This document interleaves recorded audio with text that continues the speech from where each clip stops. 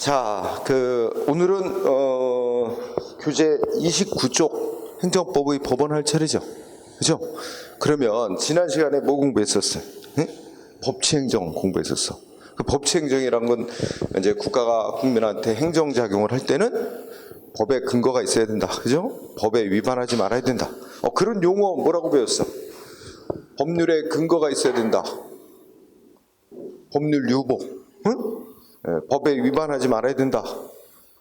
법률 우위, 그죠? 이런 단어. 응? 그래서 그러면 여기서 지금 29쪽에서 행정법의 법원 하는 말은 우리가 이제 행정을 할 때 위반하지 말고 따라야 될 법에 어떤 것들이 있느냐? 그럼 법의 종류를 우리가 공부하는 거예요. 근데 제목을 보니까 이제 법원 그랬죠? 우리가 그냥 한글만 법원 그러면 뭐가 생각나? 재판하는 법원이 떠오르지만 여기서는 그런 의미는 아니고 한자로 이제 근원 원자를 쓰잖아. 그래서 이제 의미는 우리가 이제 행정에 관한 법이라고 우리가 인식할 수 있는 게 뭐뭐 있냐. 그러니까 행정에 관한 법의 종류를 공부한다고 생각하면 돼요. 그걸 법원이라고 한다. 그래서 뭐 이제 의 가볍게 읽고 종류를 보면 우리가 지난 시간에도 잠깐 얘기했으나 행정 국가가 국민한테 뭐 사회 질서를 유지하기 위해서 국민한테 뭐 자유를 제한하고 의무를 부과하고 이거 뭐야? 법률에 근거해서 해야지. 법률에 위반되게 하면 안 되고. 그런데 왜 이렇게 법치행정하자 그랬어요? 그건 국민들이 명확하게 알게 하자는 거지. 법으로 명확하게 정해놓고 정해진 대로 하게 하는 거잖아.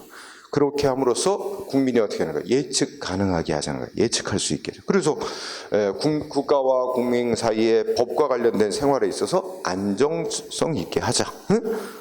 이게 이제 그 명확성과 예측 가능성을 보장을 해서 국가 권력에 의해서 함부로 예측 가능하지 않게 국민이 불이익당하지 않게 하자. 그래서 국민의 자유 권리 보장하려는 목적이 법치 행정하자는 거예요. 법치주의 하자.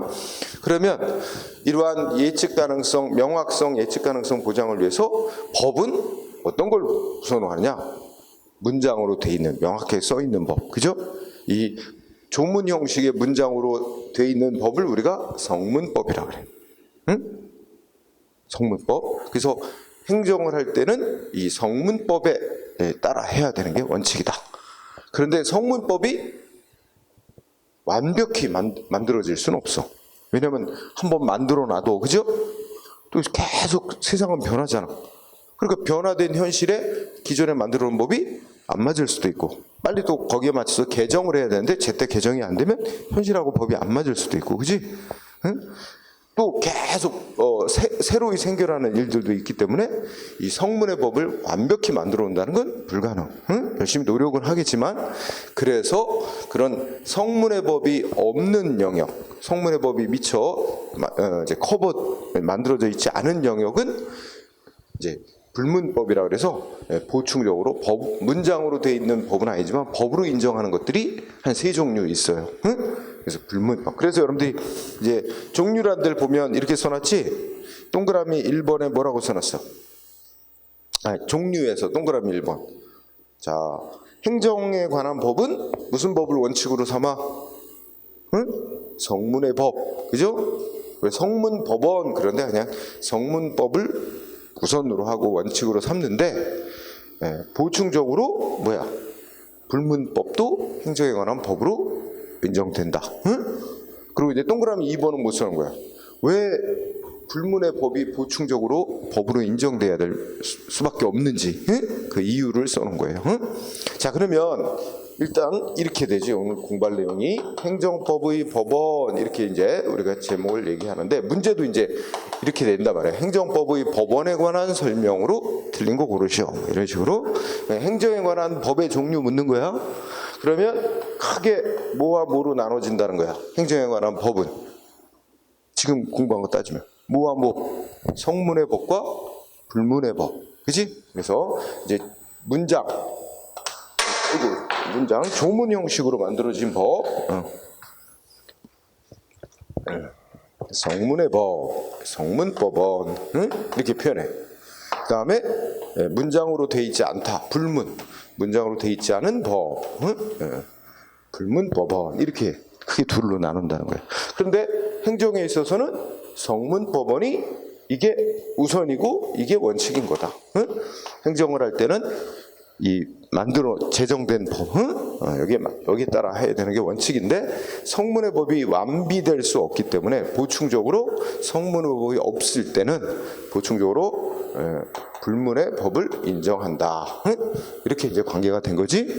그 다음에 공발상. 그러면 행정을 할 때 따라야 될, 여러분들이 이제 공무원이 됐을 때 행정 업무를 하면서 따라야 될 법의 종류는 어떤 것들이 있나? 성문의 법에 뭐뭐 있는지 종류 알아보면 첫째 뭐가 있어요?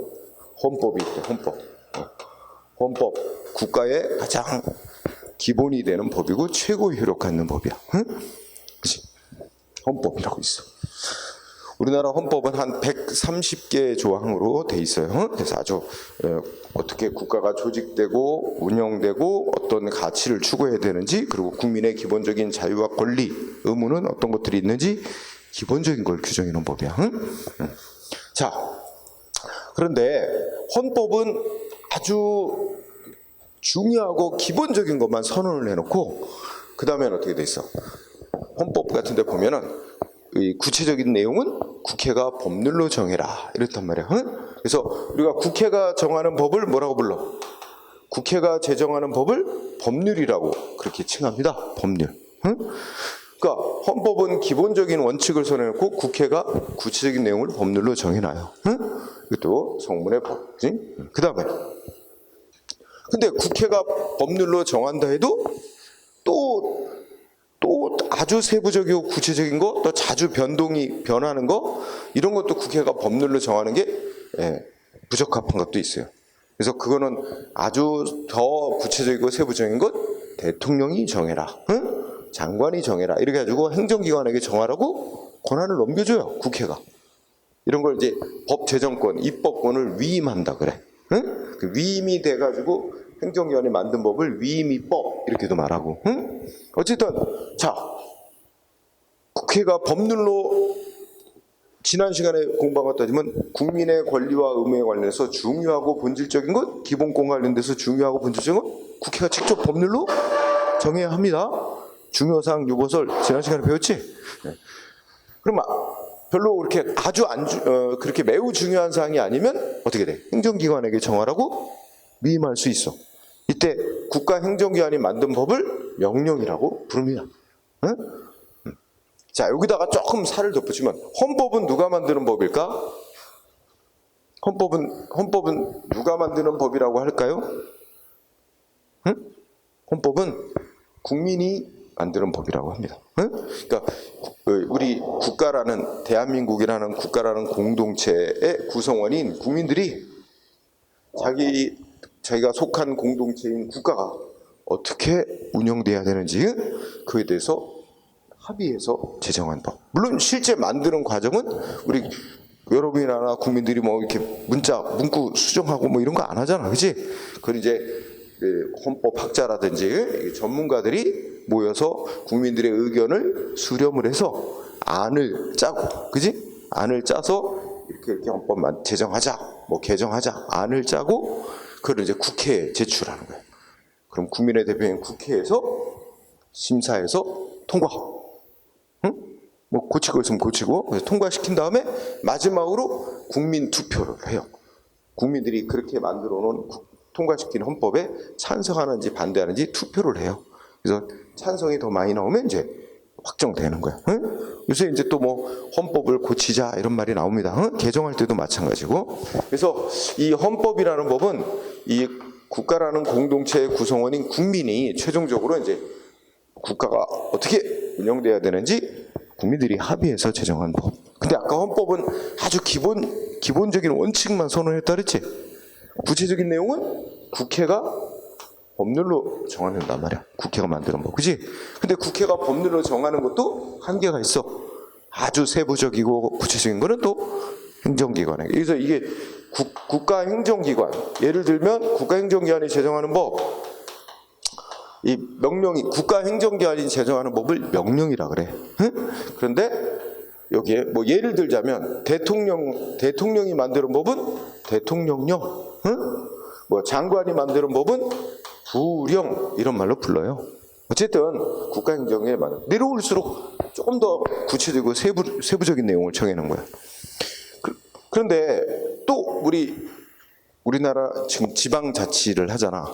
각 지방마다 자기네 관할 구역 내 어떤 특수한 사항들 있잖아. 그 지방자치단체가 알아서 자기네 구역 내에 적용할 법 만들 수 있어요. 그거를 우리 지방자치단체가 만드는 법을 자치법규 이렇게 부릅니다. 자치법규. 응?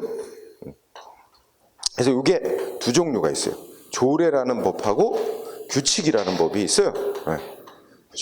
조례는 우리가 이제 인천시 의회 같이 지방의회에서 제정하는 법이고, 규칙이라고 부르는 법은 우리가 도지사라든지 또 뭐 시장이라든지 이렇게 지방자치단체 장이 제정하는 법이에요. 또 교육 업무에 관해서 교육에 관한 사항은 도의 교육감이 정해요. 그 교육에 관해서 정하는 것은 또 교육규칙이라고 이렇게 이름을 부릅니다. 자, 일단 여기까지를 이렇게 놓고 보면 위에서 내려올수록 조금 더 세부적이고 지역적이고 구체적인 일을 정하는 겁니다. 그리고 법도 효력 순위가 이렇게 정해져 있어요. 위에 있을수록 효력이 높은 법이야. 상위법, 내려올수록 하위법이야. 그래서 그러면 법이 만들어졌는데 법이 내용이 충돌하면 어떻게 될까? 서로 내용이 다르게 만들어져 있으면 어떤 법을 우선시킬까? 효력이 높은 법, 상위법에 따라야 되는 거야. 그러니까 하위의 효력을 갖는 법이 효력이 더 높은 법에 위반하는 내용을 담고 있으면 그 하위법은 무효야. 응? 그래야지 국가의 어떤 법 질서의 통일성이 유지되지. 응? 그렇죠? 그래서 국회가 만든 법률이 헌법에 위반되면 그 법률은 무효. 응? 또 지방자치단체에서 뭐 인천시가 만든 조례가 헌법이나 법률이나 대통령령 이런 거 위반하면 무효야. 거기에 어긋나게 만들면.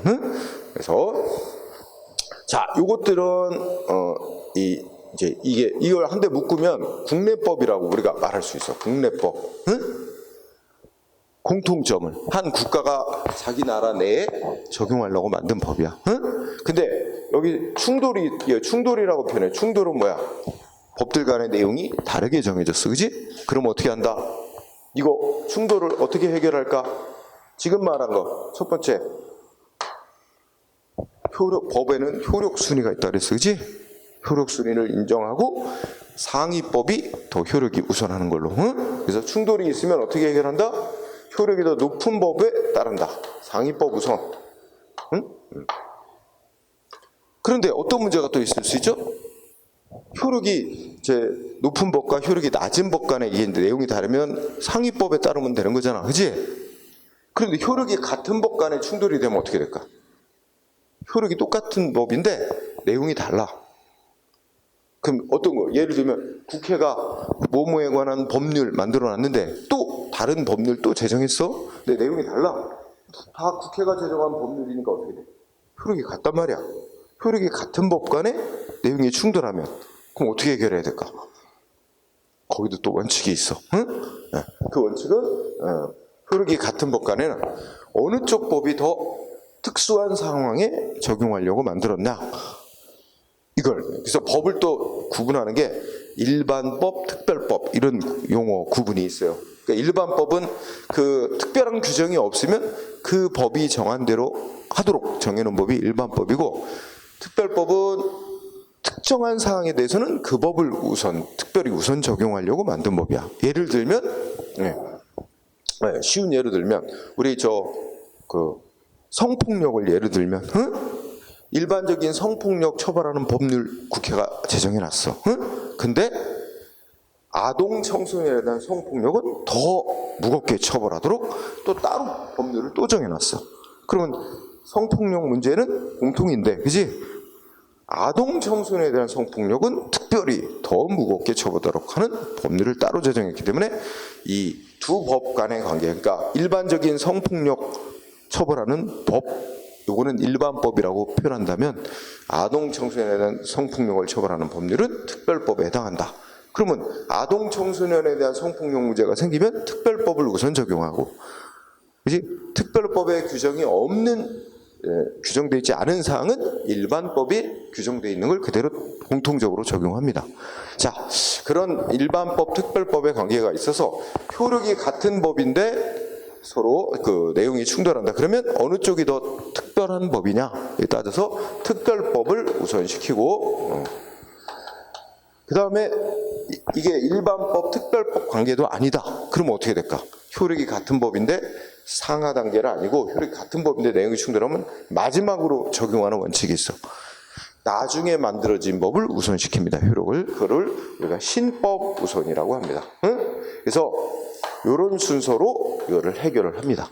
그러니까 법 간의 내용이 다르게 돼 있으면 효력이 높은 법을 효력을 비교해보고 효력이 더 높은 법에 따르고 효력이 같은 법 간에는 어느 쪽이 더 특수한 사항에 적용하려고 만든 법이나 특별법에 해당하는 법을 적용하고 그런 특별법, 일반법 관계가 아니면 나중에 만든 법을 우선시키는 이런 원칙에 따라 국가의 법 질서의 통일성을 기하는 거야. 자, 이렇게.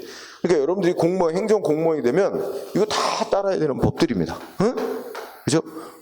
여러분들이 국가 공무원이 되면 여기 국가기관이 만든 법까지만 따르면 돼.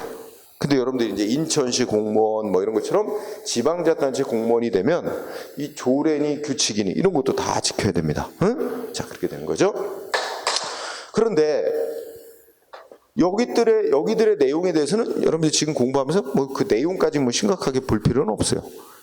성문의 법에 뭐 있는지 이 정도 보면 되는 거예요. 그런데 여기까지 놓고 보면 요거 다 국내법이라고 우리가 분류할 수 있다 그랬어. 그런데 뭐가 또 하나 있냐? 조약 및 국제법규. 조약 및 국제법규라는 게 있습니다. 조약 및 국제법규.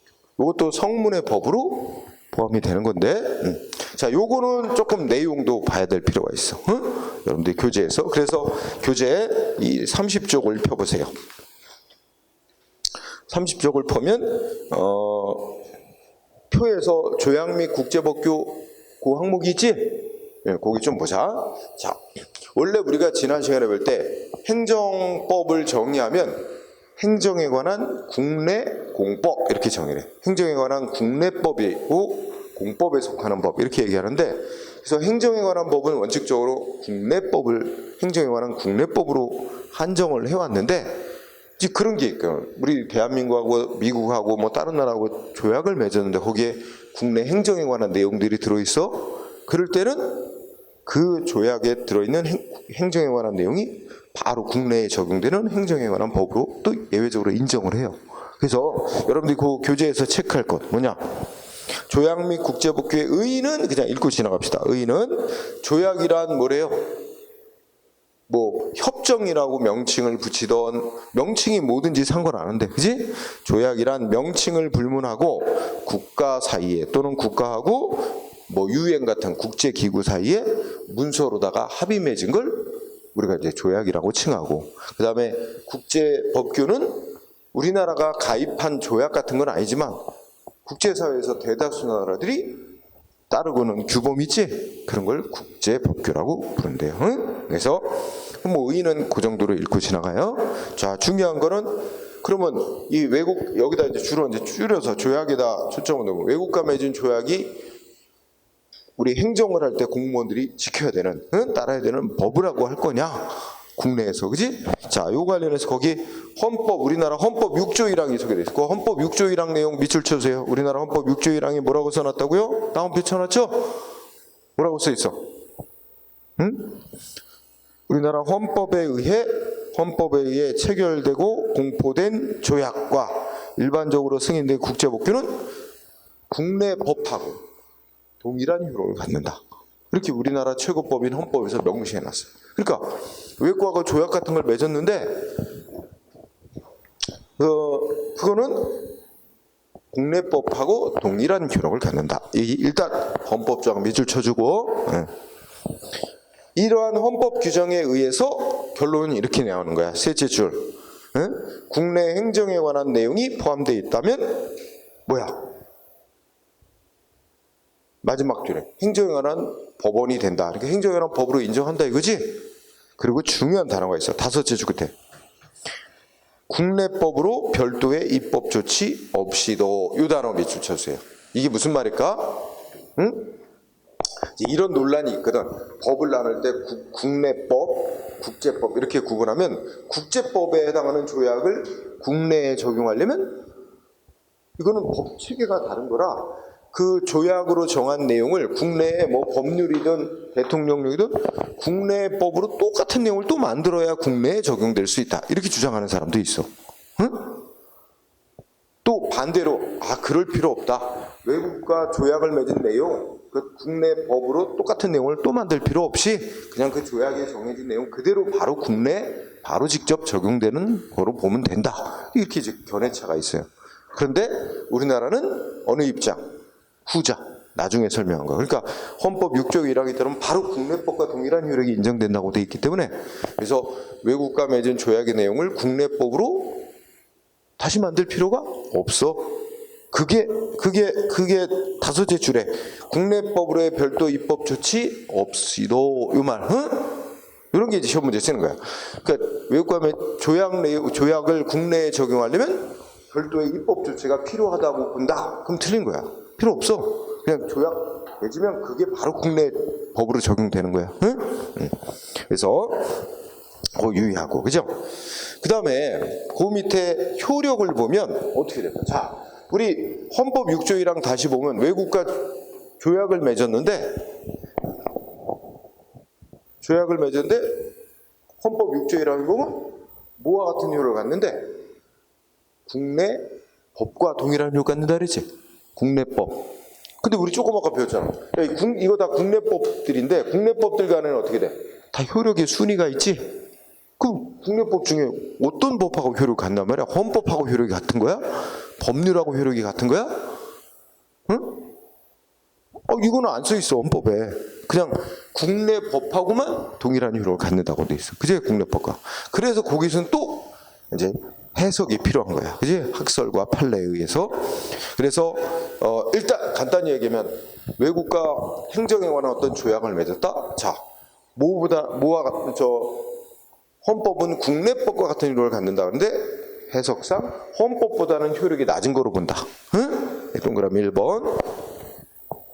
헌법보다는 하위 효력. 그지? 그러면 외국과 조약 맺었는데 그게 우리나라 헌법에 어긋나는 내용이 조약이 되면 그거는 조약은 국내에 적용될 수가 없어. 국내에서는 무효가 되는 거지. 하위법이니까. 헌법에 위반되면. 그지? 자, 헌법보다는 하위 효력. 그 다음에 동그라미 2번. 그 다음에 2번에서는 뭘 말해? 두 번째가 아니라 국회가 제정한 법률의 효력을 갖는 것도 있고, 대통령이 만든 대통령령 같은 명령의 효력을 갖는 경우도 있다. 그러니까 동그라미 2번의 얘기는 뭐야? 법률 또는 명령의 효력을 갖는다. 그래서 외국과 맺은 조약인데 국회의 동의까지 거쳤다. 그러면 국회가 만든 법률과 같은 효력을 인정하고 국회의 동의는 거치지 않았다. 그러니까 대통령이 사인한 조약인데 국회의 동의 절차는 안 거쳤다. 그러면 이제 대통령이 만든 법, 대통령령과 같은 정도의 효력을 인정하고, 장관이 사인한 조약이다. 국회의 동의는 안 거쳤다. 그러면 장관이 만드는 법 부령 정도의 효력을 인정한다. 그런 얘기가 되는 거죠. 그래서 그렇게 정리하면 돼요. 그리고 마지막 세 번째 논점은 그냥 읽고 지나가면, 그러면 외국과 맺은 조약이 국내법하고 충돌이 되면 어떻게 해? 상위법 우선 원칙, 그지? 특별법 우선 원칙, 신법 우선 원칙에 따라 해결하면 된다. 그건 또 동일한 논리를 적용한다는 거지. 그건 읽고 지나가고. 자, 그러면 이 성문의 법과 관련해서는 굳이 요 정도 하면 돼. 뭐뭐 있는지, 그지? 헌법, 법률, 명령, 자치법규, 그지? 조약 및 국제법규. 이게 행정에 관한 성문의 법이다. 법들이다. 자, 관련해서 우리 시험에 나오는 판례와 관련해서 여러분들이 판례 알아보기에 2번 판례 꼭 공부하세요. 2번. 자, 2번을 보면 거기 넷째 줄에 거기 밑줄 쳐주세요. 지방자치단체가 제정한 조례가, 그러니까 조례가 더 줄이면 조례, 여기 나오는 조례, 자치법규에 해당하는 조례가 뭐에 위반되면? 조약, 거기 가트, GATT, 가트라고만 공부하자. 가트. 조약에 위반된 경우 뭐란 얘기야? 효력이 없다, 무효다. 왜 그렇게 봤을까? 응? 여기에 적용된 이게 지금 가만히 보면 조례하고 조약, GAT, 가트 옆에 조약하고 지금 내용이 충돌한대잖아. 이거 따라 해결한 거잖아. 응? 어느 게 더 상위법이야? 조약이 상위법이야. 그죠? 뭐 조례는 여기 지금 가트 협정이라고 하는 거는 외국하고 조약 맺고 국회의 동의까지 거친 조약이래. 그러면 국회가 제정한 법률 정도와 같은 이유를 갖는 거냐? 상위법이지. 응? 하위법인 조례가 상위법에 어긋나는 내용을 만들어줬으니까 하위법인 조례는 무효다. 이런 판결이죠. 응? 그래서 네. 그 내용적으로는 이런 의미가 있지. 거기에 무슨 내용의 조례래? 전라북도 조례를 제정을 했는데 내용은 우리 마음에 들어. 어떤 내용이냐면 우리 학교에 급식 제공하는 업체들이 있는데 학교 급식 제공하는 업체가 국내에서 생산되는 농산물을 이용해서 급식 제공하는 하다 그러면 국내 농산물만을 이용해서 그러면 그 급식 업체한테 전라북도가 뭔가 특별한 지원을 해주도록 그런 내용을 담은 조례래. 그리고 내용적으로 우리 좋잖아. 마음에 들잖아. 그런데 문제는 우리나라가 가입한 가트 협정이라는 그 조약에는 이게 국내 농산물과 외국 농산물 차별하면 안 되게 돼 있다는 거지. 응? 근데 이 전라북도는 국내 농산물만을 이용해서 사용해서 급식 제공하는 업체는 특별한 혜택을 주도록 하는 거니까 지원을 해주도록 하는 거니까 차등하는 거 아니냐 이게 소송이 걸린 거야, 그렇지? 그래서 우리 마음에는 내용은 좋지만, 그죠? 이 상위법에 어긋나게 만들어져서 무효다. 그래서 꼭 알아둬야 될 판례 2번. 그 다음에 오른쪽에 가서 5번, 6번 이렇게 판례 공부합니다. 자, 5번, 6번 판례 꼭 공부하세요. 자, 5번 판례 보니까 WTO 협정이라고 굵은 글씨 나오지? WTO 협정이라고 우리나라도 가입한 조약입니다. 국제 조약. 응? 그런데 이제 어떤 사건이 있었냐면 중국에서 우리나라에 타일을 수출하는 기업이 있대. 중국 업체가. 응? 화장실 뭐 이런데 그 타일 있잖아, 타일. 근데 얘네들이 엄청나게 싼 가격에 우리나라에 수출하는 거야, 타일을. 이런 거를 이제 거의 원가 이하로 막 이런 식으로 이제 엄청 싸게 이게 파는 거를 우리가 보통 뭐 덤핑 판매라 그런단 말이야. 응? 여러분 그 중국 기업이 그렇게 수출해. 우리 뭐 웬만하면 중국 거 다 메이드 인 차이나잖아, 그치? 이거 한국의 우리 국내 타일 제조업체들이 난리가 나는 거야. 안 팔려. 우리 타일 제조업체들 다 망하게 생겼어, 그치? 그래서 우리 국내 업체들이 정부에다가 막 하소연했나 봐. 응? 아니 어떻게 이런 가격에 이렇게 판매할 수 있느냐? 이건 도저히 원가 이하로 파는 거로 국내 업체들 다 죽이려고 하는 거다. 국내 업체들 다 죽고 난 다음에 어떻게 하겠어? 가격을 쓰고 올리겠지? 그렇지. 이건 나중에 큰 문제가 될 수 있어요. 어쨌든 국내 기업들이 아우성 쳤겠지.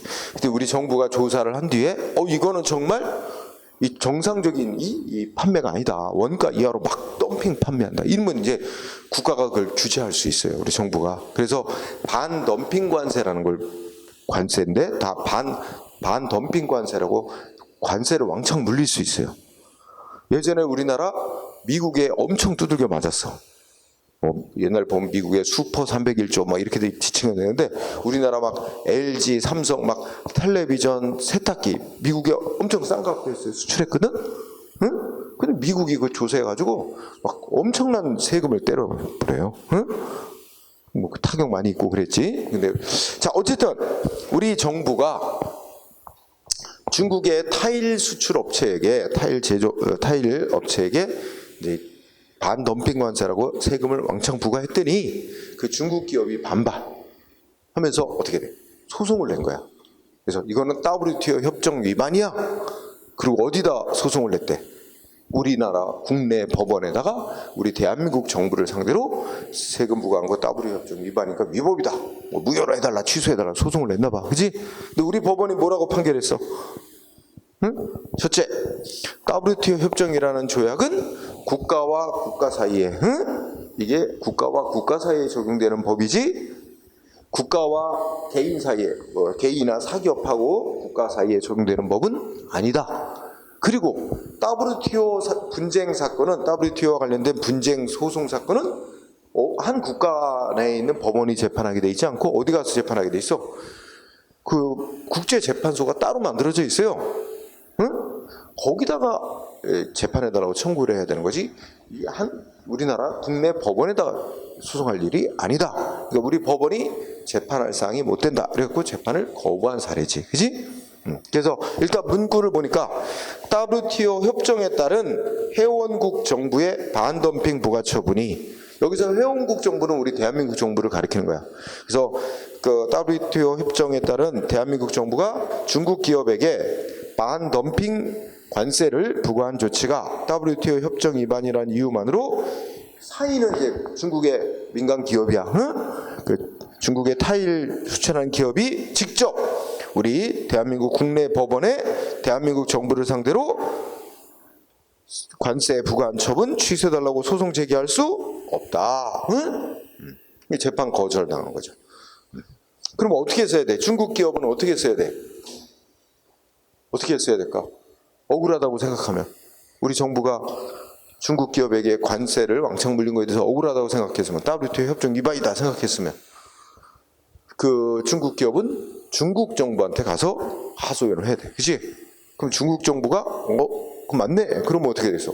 중국이 대한민국을 상대로 소송을 거는 거야. 그리고 재판은 어디서 해? 국제재판소. WTO 분쟁 사건 재판은 국제재판소 따로 있어. 거기다가 청구를 해야 되는 거야. 그죠? 네. 지금 얼마 전에 미국이 우리나라 뭐 무역 보복 했잖아. 그지? 무슨 뭐 수출 규제 정책 조치했잖아. 응? 우리나라 엿먹이려고. 그지? 그것도 우리 대한민국 정부가 일본을 상대로 WTO 거기다가 재판소에 거기다 제소해 놨어요. 판정이 나오겠지. 이제 한참 걸려? 몇 년 걸려? 응? 자, 그래서 5번 판례 알아두고, 그 다음에 6번 판례. 자, 6번 판례의 제목은 뭐야? 남북한 사이에 화해 불가침 교류 협력에 관한 합의서를 체결했대. 응? 자, 요거 조약이다 아니다. 조약이라고 인정되면 지켜야 될 법입니다. 조약이 아니다 그러면 안 지켜도 되는 거고. 그지?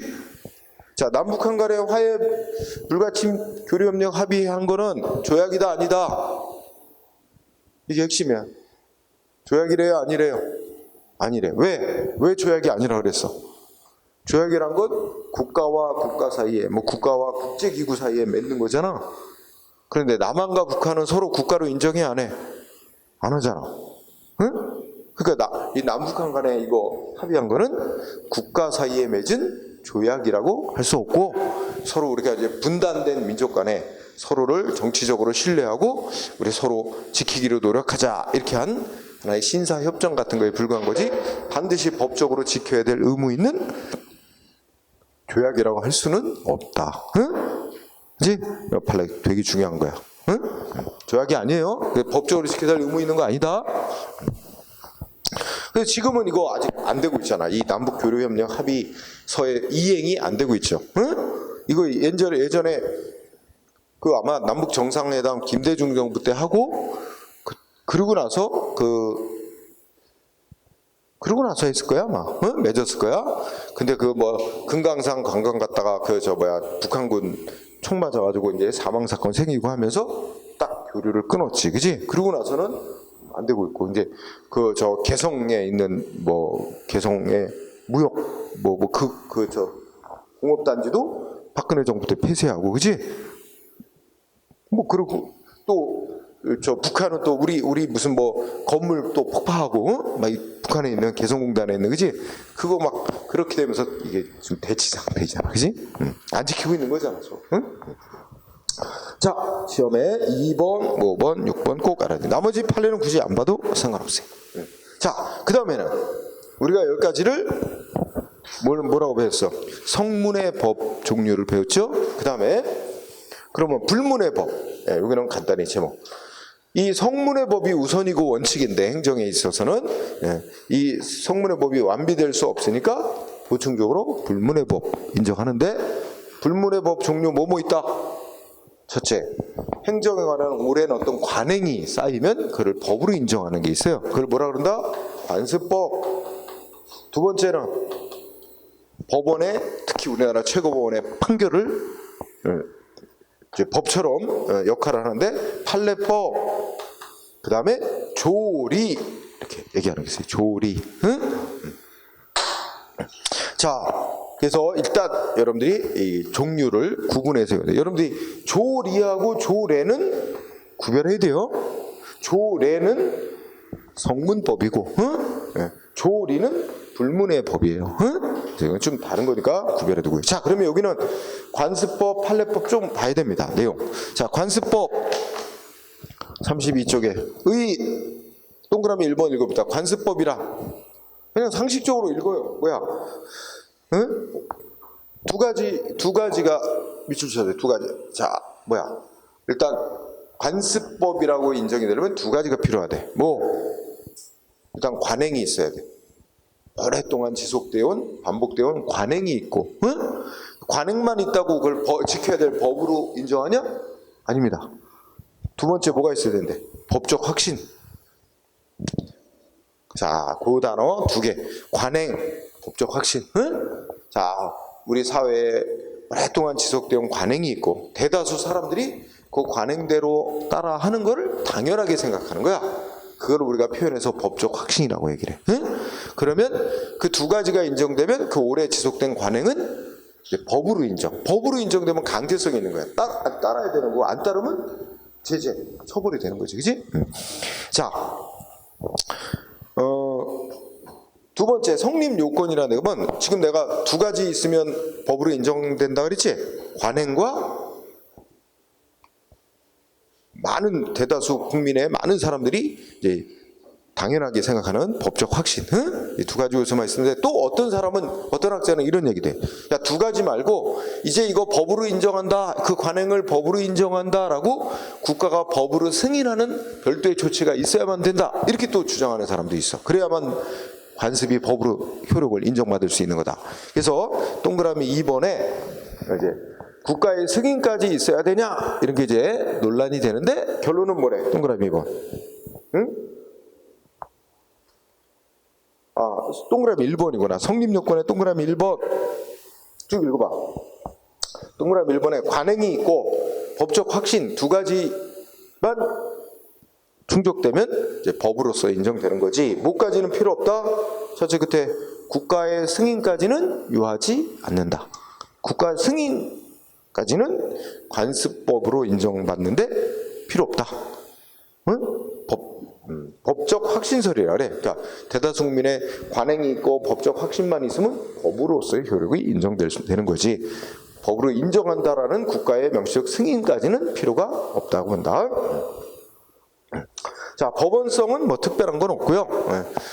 뭐 행정에 있어서는 성문법이 우선이고 원칙이지만 성문법이 완비될 수 없기 때문에 성문법이 없을 때 그걸 보충하기 위해서 보충적인 법으로 인정하는 게 불가피하다. 뭐 그런 얘기를 하는 거죠. 자, 종류. 자, 종류 일단 제목 두 가지 종류. 뭐와 뭐가 있대? 행정에 관한 관습법은 행정선례법이라는 것과 뭐가 있대요? 민중적 관습법 또는 민중관습. 적자는 빼기도 해. 민중관습법. 자, 간단히 봅니다. 행정선례법은 제목을 보니까 어땠죠? 제목을 보니까 행정에 관해서 행정기관이 업무 처리한 선례가, 그러니까 과거에 어떤 문제가 있는데 어떤 사항이 있는데 행정기관이 업무 처리를 어떤 식으로 했어. 근데 비슷한 일이 유사한 일이 생기니까 계속 똑같은 방식으로 업무 처리를 해. 그러면 어떻게 돼? 사람들이 뭐라고 믿어? 아, 그런 종류의 사안은 이렇게 처리되는구나. 이제 그 반복되니까, 그지? 대다수 사람들이 이제 당연하게 믿게 되는 거지, 그지? 그렇게 처리될 거라. 그럼 그걸 이제 관습법이라고 보는 거야. 근데 이제 세부적으로 행정기관이 업무 처리한 선례가 이제 축적 쌓였을 때 얘기라서 그런 뜻이다. 그래서 동그라미 1번 알고, 자, 2번 밑줄 쳐주세요. 동그라미 2번. 행정선례법 동그라미 2번. 행정선례법의 존재를 명문으로 인정하고 있는 실정법도 있으며, 그지? 여기서 실정법이라고 표현한 건 다른 말로 표현하면 성문법하고 똑같은 의미야. 응?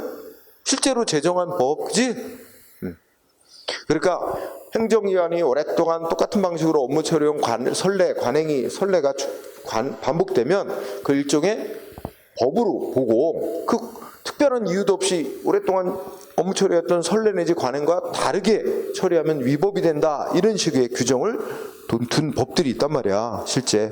그런 법이 이름이 뭐래? 국세기본법, 응? 행정절차법, 이런 법이 있는 거야. 응? 동그라미 2번에 논점이 2개 있어요. 하나는 뭐야?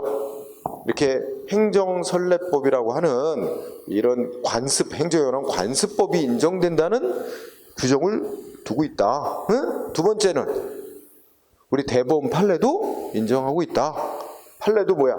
행정기관이 세금 부과할 수 있는 걸 알면서도 오랫동안 수년간 세금 부과를 안 해온다. 일종의 비과세 관행이라고 썼어요. 그치? 우리 대법원 판결도 비과세 관행이란 걸 행정선례법으로 인정하고 있다. 응? 동그라미 2번이 포인트. 응. 그러고 나서 그 밑에 이제 국세기본법하고 행정절차법 조항을 소개해놨어. 응? 근데 그거는 암기하는 건 아니고 그 취지가 뭐겠어요? 여러분들 읽어보세요. 응? 취지는 거기도 보면 행정기관이 과거에 뭐 어떻게 법을 해석하고 어떻게 법을 적용 업무 처리를 해온 게 과거에 쭉 반복되어갖고 쭉 축적이 되었다면 특별한 이유가 없는 한 그렇다고 다르게 해석하고 해서 국민에게 불리하게 하면 안 된다는 취지의 규정이잖아. 응? 네, 그런 취지야. 자, 그다음 밑에 민중적 관습법이라고 해. 자, 민중적 관습법은 여기서 민중은 일반 국민을 지칭하는 말이야. 그러니까 어떤 행정과 관련된 문제인데 국민들 사이에서 오랫동안 지속된 관행이 있어. 응? 그걸 이제 법처럼 인정하는 거지. 그래서 민중관습법. 여기서는 논점이 이제 동그라미 1번은 의미고, 여기도 공부할 게 동그라미 2번입니다. 동그라미 2번에 뭐 나왔어요? 이렇게 국민들 사이에 오래 지속된 행정에 관한 관행이 반복된 경우에 그 민중관습법이라는 게 인정된다라는 규정을 두고 있는 실정법도 있다. 그래서 예를 들어서 수산업법이라고 국회가 만든 성문 법률이 있는데 거기서 입법권이라는 권리를 인정해. 이 입법권이라는 게 관습상의 권리야. 관습상의 권리. 응? 그러니까 우리 이런 거 상식적으로 생각해봐. 이제 옛날부터 우리가 이제 특히 서해안에 어떻게 돼? 바닷물 빠지면, 그지? 그 바다, 저 갯벌에 나가서 막 조개 캐고, 그지? 이런 거, 그 어촌 마을에 사는 할머니분들 수십 년간 해왔어요. 그지? 근데 원래 이 바다 누구 거야? 국가 거야. 응? 그죠?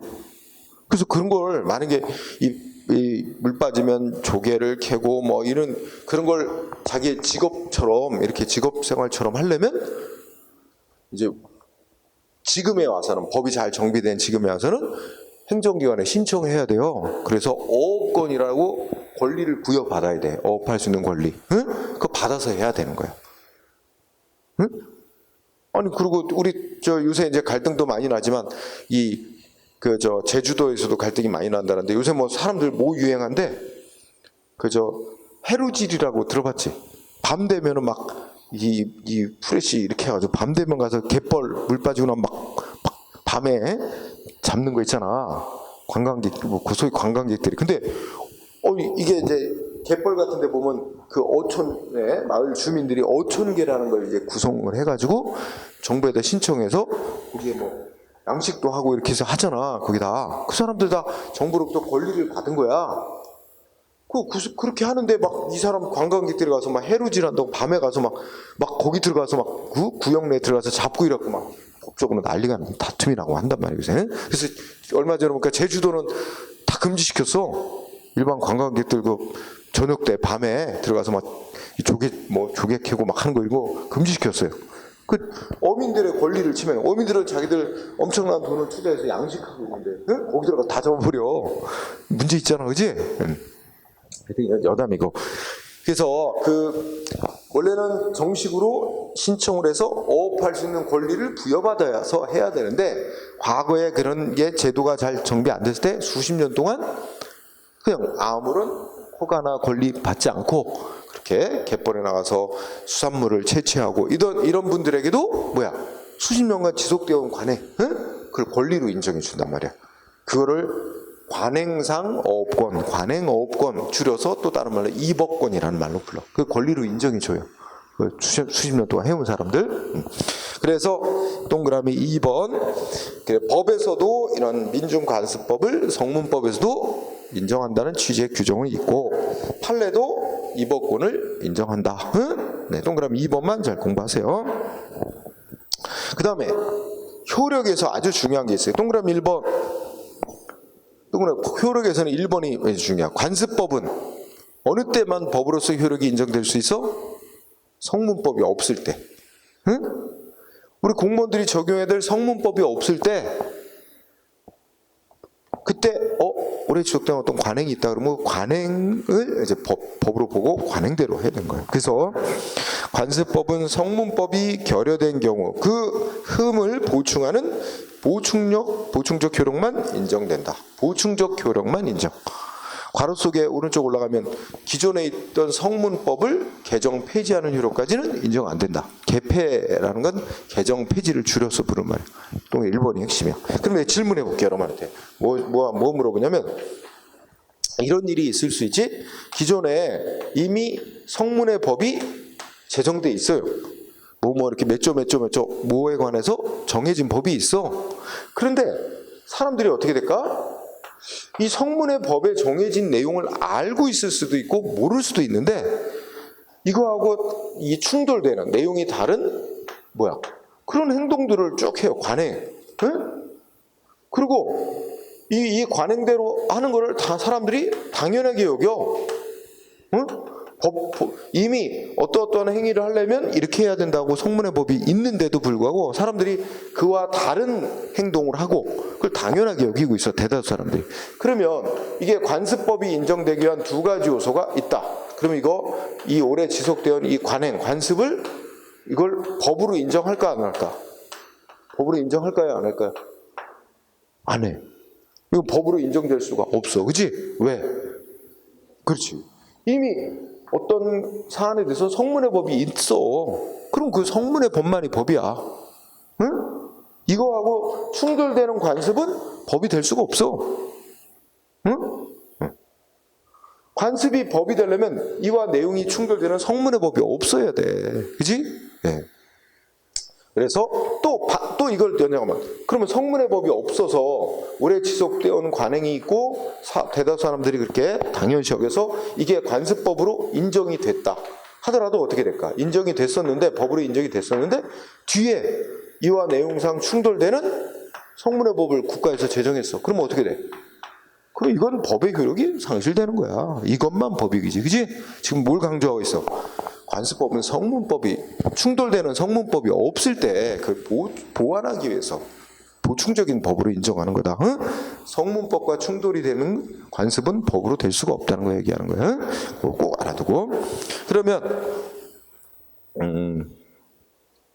오른쪽에 이제 판례가 몇 개 나왔는데, 판례 중에 2번, 2번 판례 보세요.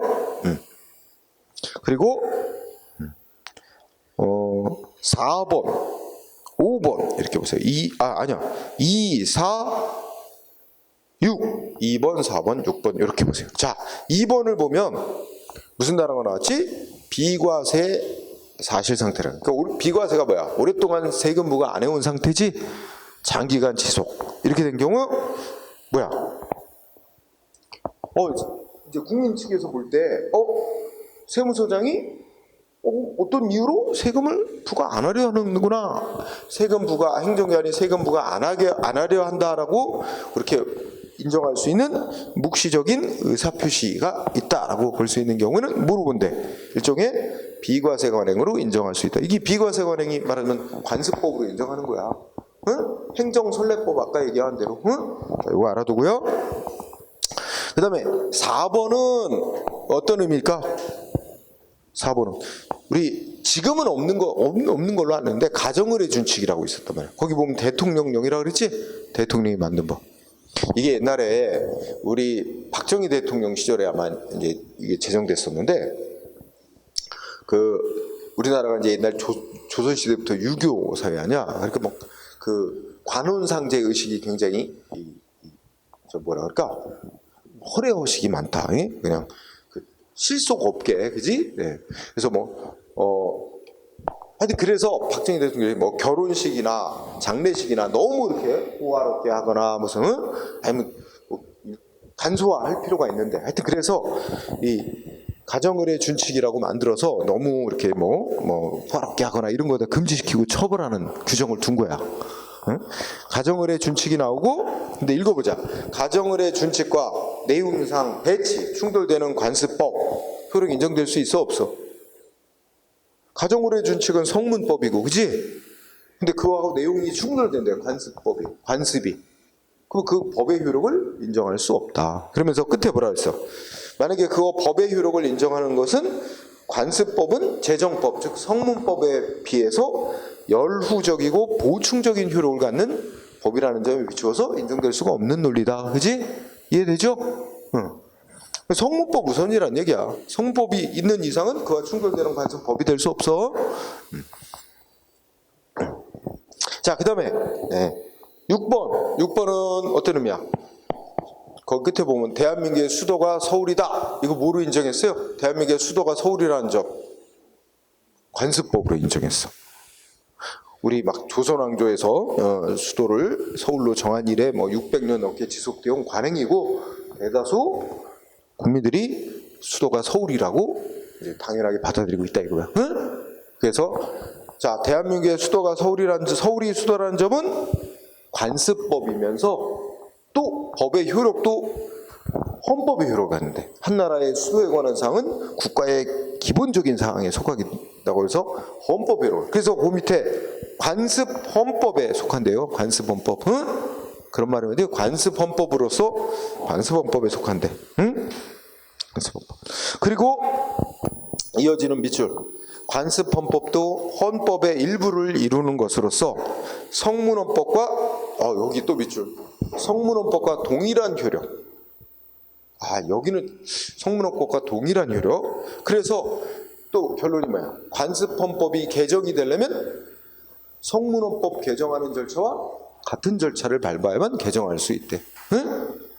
자, 그런 단어에 밑줄을. 자, 서울이 수도라는 점 이거로 키워드 뭐라고? 관습헌법. 응? 근데 관습헌법은 성문헌법과 동일한 효력. 그래서 관습헌법에 해당하는 내용을 개정을 하려면 성문헌법을 개정하는 절차와 동일한 절차를 밟아야 된다. 그래서 성문헌법 개정하는 절차는 이제 국회 동의를 거쳐야 되고 국민투표를 해야 되고 그런 절차 거쳐야 된다는 얘기입니다. 응? 자, 그렇게 정리. 뒤로 가면 자, 7번 판례는 X 지우세요. 7번 판례는. 요거는 이제 2004년도에 헌법재판소 결정이 있었는데 헌법재판소 결정이 또 바뀌었어. 완전 변경이 돼가지고 이건 지워버리고. 자, 그 다음에는 넘어가세요. 그 다음에 8번이나 9번은 약간 보충적으로만 설명. 이건 밑줄 추가하지 말고 아까 여러분도 얘기했어. 어떤 우리나라에서 오래 지속된 관행이 법으로 인정된다 하더라도, 법으로 인정되고 있다 하더라도 또 시대가 달라지고 이제 대다수 사람들이 어떻게 생각해? 예전대로 해온 관행을 당연하게 여기지 않아. 그러면 어떻게 됐어? 관습법으로서 요건이 충족이 안 되는 거지. 그러면 이제 법의 효력이 또 소멸하게 되는 거지. 그지? 그런 얘기 써놓은 거야. 응? 그래서 요거는 이제 여담인데 우리나라 지금 예전에는 유교사에서 남자 중심 사회였잖아. 어떤 일이 있었냐면 어느 성씨 문중이 있는데 어디 김씨, 응? 어디 최씨 문중이 있는데 문중 땅이 있어. 문중 땅이 있는데 그 문중 땅이 무슨 국가에서 하는 무슨 공익 사업에 이제 필요하다고 해서 토지를 수용해 갔대. 강제로 이제 뺏어가고 땅값을 보상금을 줘요. 근데 한 예를 들어 보상금이 막 수십억 나온 거야. 문중 땅, 응? 토지 보상금이. 그러니까 이제 문중 어르신들이 모여가지고 문중 회의를 거쳐서 이 보상금 중에 뭐 얼마는 떼서 이제 그런 문중 다른 땅을 마련하는데 조금 규모를 줄여서 하고 그 나머지 돈들은 다 종중원들의 문중의 구성원 종중원들에게 다 똑같이 나눠주기로 결정을 했나 봐. 근데 종중원들이 누구냐? 남자들만. 그러니까 성인 남자 그 성씨에 20세 이상 성인 남자들만 다 뭐 몇 억씩 주는 거야. 여자들은 안 줘. 여자들이 뿔났어.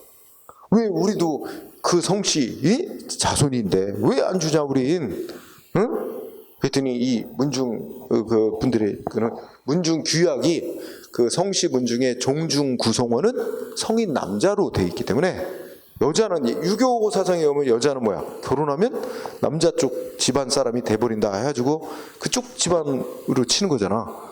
응? 시집간 쪽에, 그지? 시댁 쪽에. 근데 그런 인식으로 이제 그렇게 한 거지. 그래갖고 이게 소송까지 벌어지고 그랬어요. 그래서 우리 대법원이 뭐라 그랬냐면 이제 우리 대법원의 태도가 어느 성씨문 중에 종중 구성원이 되는 자격 관련해서 옛날에 1950년대 우리 대법원 판결은 성인 남자만 그 성씨문 중에 종중원으로 인정하는 그거를 우리 관습법이라고 인정한다고 했었어요. 그게 수십 년 지속돼 왔어. 그러다가 2014년인가요? 이제 시대에 안 맞게 됐다. 응? 이제 헌법의 평등원칙, 응? 남녀 평등 시대. 그래갖고 어느 성씨문 중에 그 종중 구성원이 될 수 있는 자격은 성인 남자든 여자든 다 똑같이 인정돼야 된다. 이제 이런 식으로 이제 태도가 바뀌었습니다. 판례 태도가 뭐 그건 여담이고. 자, 그 다음에 또 뭐가 있습니까? 판례법. 네. 자, 판례법도 공부를 조금 해야 돼요. 자, 판례법은 여러분 이게 판례를 법으로 인정하는 거야. 판례야 그러면 특히 그 나라의 최고법원이 내린 판결. 응? 근데 원래 일단 거기 보자. 판례법의 의의는 읽고 지나가. 뭐라고 보냐? 법원이나 헌법재판소의 판결이나 결정이 나타난, 그러니까 법원을 예를 들면 법원이 어떤 사건 판결을 내리면 사실은 그 소송 제기된 그 싸움, 소송 제기된 그 특정한 싸움은 판정 내리는 거 아니야? 그거 해결하는 거지. 근데 판결 내리면서 법원이 법도 해석을 하고, 응? 법 적용하는 기준 이런 것도 이제 판결문에 밝혀놓는단 말이야. 그러면 어떻게 될까? 그 사건 판결 내리고 또 나중에 비슷한 사건이 또 생겼어. 그러면 이때 지방법원 판사라든지 하급법원 판사 또 우리 공무원들 다 어떻게 돼? 예전에 대법원이 판결에서 밝혀놓은 법 해석 기준이나 적용 기준 이거 따라서 재판하고 법 적용하는 게 보통이란 말이야. 응? 이걸 보면 대법원의 판결인 원래는 판결은 소송 제기된 그 사건 해결하는 게 목적인 건데 그 판결에서 밝혀놓은 어떤 논리 이게 유사한 사건에도 또 똑같이 적용되는 그런 경향이 있기 때문에 판례가 법의 기능을 한다. 응? 이렇게 봐도 무방하다고 해서 판례법으로 얘기를 하는 겁니다. 읽고 자 여기서 공부할 중요한 논점 동그라미 1번입니다. 저 법원성 동그라미 1번 제목이 이제 법계에 따른 차이라는데 내용을 읽어보세요. 자 영미법계 국가와 대륙법계 국가가 다르다. 응? 영국 미국 쪽은 거기 그런 말 나오지. 선례 구속 원칙이란 말이 나와. 응? 선례 구속 원칙은 그 선례가 뭐냐면 법원의 판결 선례를 가리켜. 그러니까 영국이나 미국 쪽 법제도에서는 그 나라 최고법원의 판결 이꼬로 법으로 인정하는 나라예요. 응? 영미법계 선례 구속 원칙 인정. 그 나라 최고법원의 판결은 그 나라에서는 영미법계에서는 판결 자체가 법이야. 응? 원래 그렇게 출발한 나라야. 법원에 원래 법이라는 걸 법원의 판결을 법으로 인정했던 나라야. 성문의 법이라기보다는. 반면에 우리가 프랑스, 독일 쪽 대륙법계 국가는 어때? 법 그러면 우리도 인식이 법 그러면 몇 조 이거 떠올리잖아. 성문법. 그 대륙법계는 법은 성문법이라고 보는 거고 법원의 판결은 성문법을 해석 적용해서 어떤 특정 사건 하나 해결한 것뿐이라고 봅니다. 자, 두 번째 줄. 대륙법계 국가에서는 선례구속 원칙이 인정되지 않으며 판례를 법으로 보지 않습니다. 원래. 응? 공식적으로는. 자, 일단 그거 알아둬야 돼. 거기서 나오는 단어 선례구속의 원칙 잘 이해해야 돼. 선례구속의 원칙은 그 선례가 판결 선례를 말하는 거고, 응? 말하자면 그 의미는 법원의 판결을 법으로 볼 것이냐 하는 거와 연관되는 거예요. 응? 영미법계 국가는 선례구속 원칙 인정, 판례를 공식적으로 법으로 인정하는 나라들이다. 응? 대륙법계 국가는 선례구속 원칙이라는 게 인정 안 돼. 법원의 판결은 공식적으로는 법이 아닙니다. 응? 그렇게 차이가 있어요. 그리고 여러분들 유의하자면 선례구속의 원칙하고 아까 행정선례법하고 또 혼동하면 안 돼요. 응? 아까 행정선례법은 관습법의 한 종류지, 여기 선례구속 원칙은 판례법을 지칭하는 말이에요. 응? 이게 좀 구별해서 기억을 해야 됩니다. 자, 그러면 우리나라의 경우는 대륙법계 이제 제도를 따르기 때문에 우리나라는 선례구속 원칙이라는 게 없어요. 그러니까 판례를 공식적으로는 법으로 인정하지는 않습니다. 응? 다만 현실적으로는 법과 같은 역할을 다 하고 있기 때문에 법으로 포함시켜 논의는 합니다만, 자, 그래서 우리나라 그 밑에 법원성에서 두 가지 공부인데, 법원의 판결, 특히 대법원의 판결. 자, 거기 동그라미 1번 법원조직법 8조 다운표 친 거 밑줄 쳐주세요. 우리 법원조직법 8조는 이렇게 써놨대. 상급 법원이 재판에 있어서 내린 판단은 해당 사건에 관하여 하급심을 기속한다. 응? 기속이란 말은 법적으로 구속한다는 말이에요. 응? 자, 거기서도 중요한 단어는 해당 사건에 관하여. 응? 여기서 해당 사건은 이런 의미를 띠고 있는 거야. 지금 동일한 사건을 놓고, 같은 동일한 사건을 놓고 하급법원에서도 판결했고 상급법원에서도 판단을 내렸어. 그럼 어느 판단이 우선해? 상급법원의 판단에 하급법원은 따라야 된다 이거지. 해당 사건, 동일 사건에 있어서는 상급법원의 판단에 따라야 된다. 응?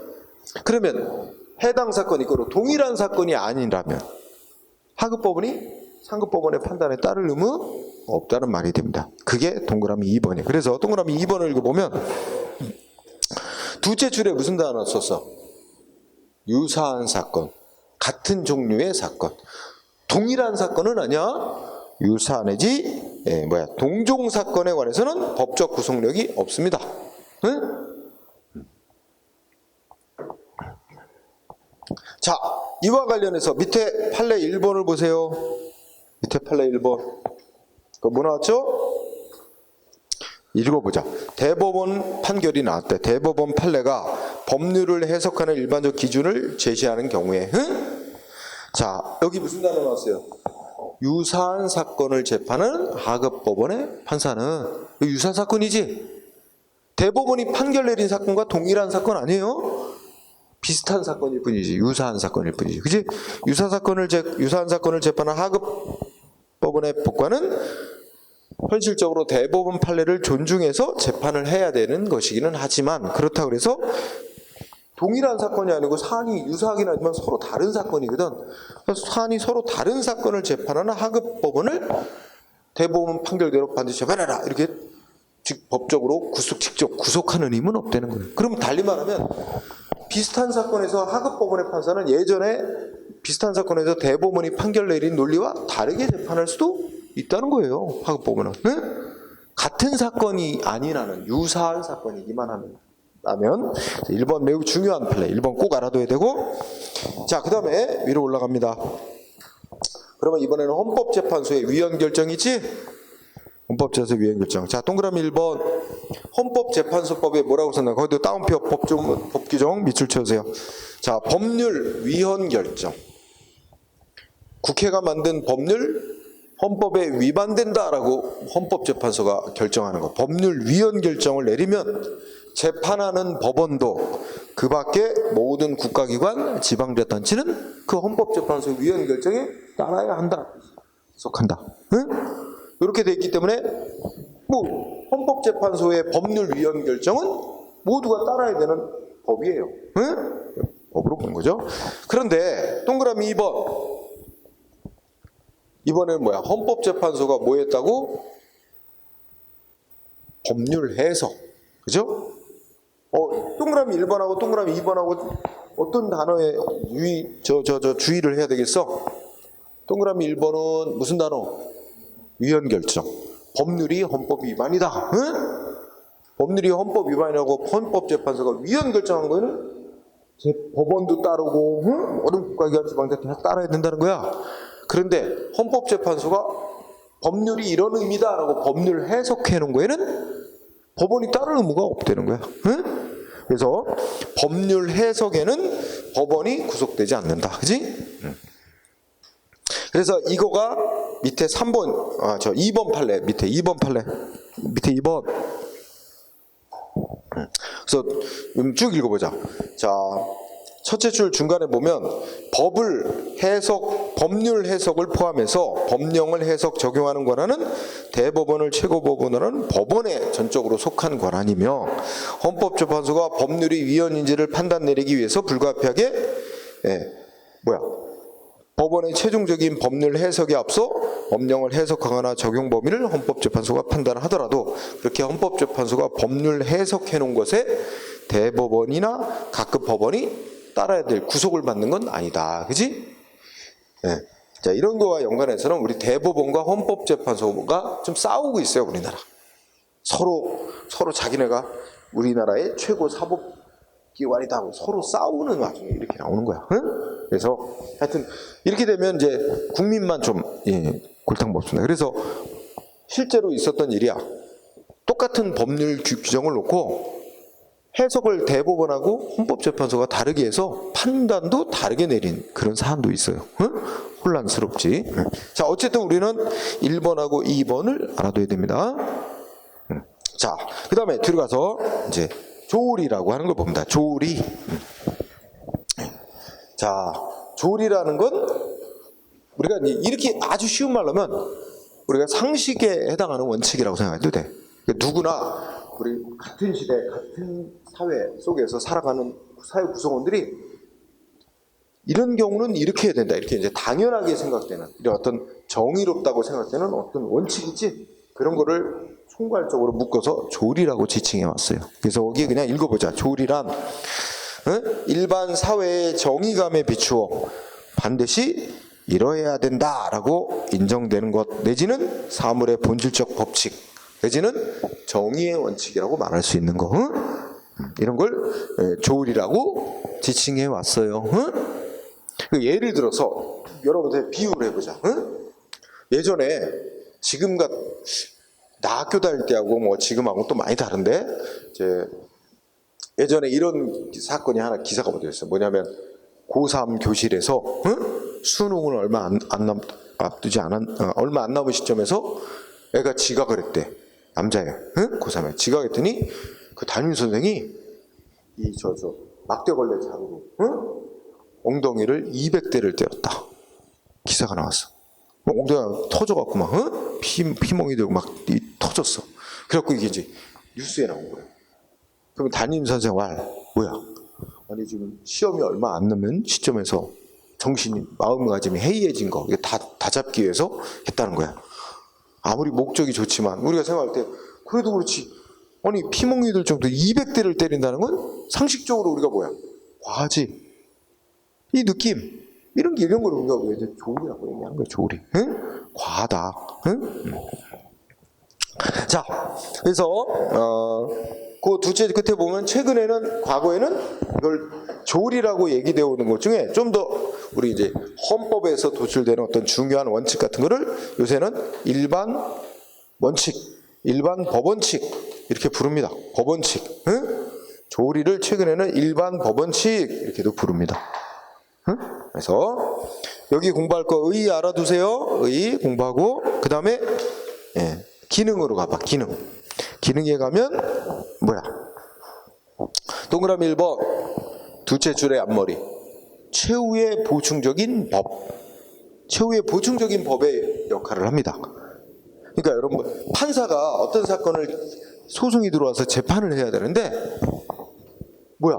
이런 성문법도 없고 관습법도 없고 예전에 비슷한 사건에 대한 판결도 없어. 그래도 판사는 재판을 해야 돼. 그때 판사가 재판에 동원하는 법이 바로 이런 조리, 모든 사람들이 이제 인정하는 어떤 보편 타당한 정의롭다고 생각되는 원칙, 이 기준에 맞춰서 재판하는 거예요. 이게 최후의 법이라고, 조리라고 하는 게. 최후의 보충적인 법, 또 그 옆에 성문의 법을 해석하는 기준, 법령 해석 기준. 그러니까 법 규정이 있을 때 그거를 그 시대의 그 사회 구성원들이 공통적으로 인정하는 어떤 정의롭다고 생각하는 어떤 기준에 맞춰서 해석하고 집행해야 되는 거야. 우리 공무원들. 법령의 해석 기준. 예를 들자면 우리 공공장소에서 음란행위하면 처벌한다. 법 규정이 있어요. 성문의 법 규정.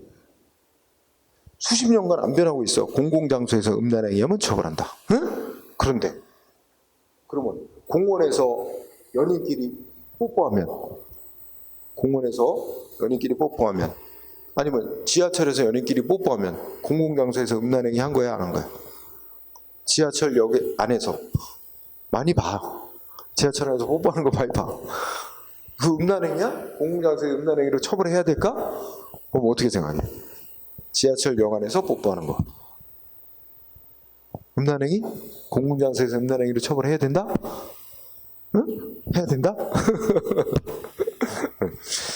몰라, 이거는 시대가 바뀌어서. 근데 옛날에 70년대 이런 때는 당연히 이건 처벌 대상이었어. 응? 근데 지금은 좀 사람들 인식이 많이 바뀌었지. 응? 그래서 그 정도는 뭐, 응? 그치? 이렇게 많이 넘어가는 경우도 있잖아. 예전엔 정말 어른들이 눈살 찌푸리고 막 손가락질하고 뭐라 그럴 수도, 지금이야 뭐 워낙 많이들 하니까, 그치? 네. 길거리에서도 하잖아, 다 똑같은 얘기잖아, 그치? 그래서 그러니까 오늘날에는 아마 그렇게 처벌 대상으로 하지 않는 쪽이 더 많을 것 같아, 그치?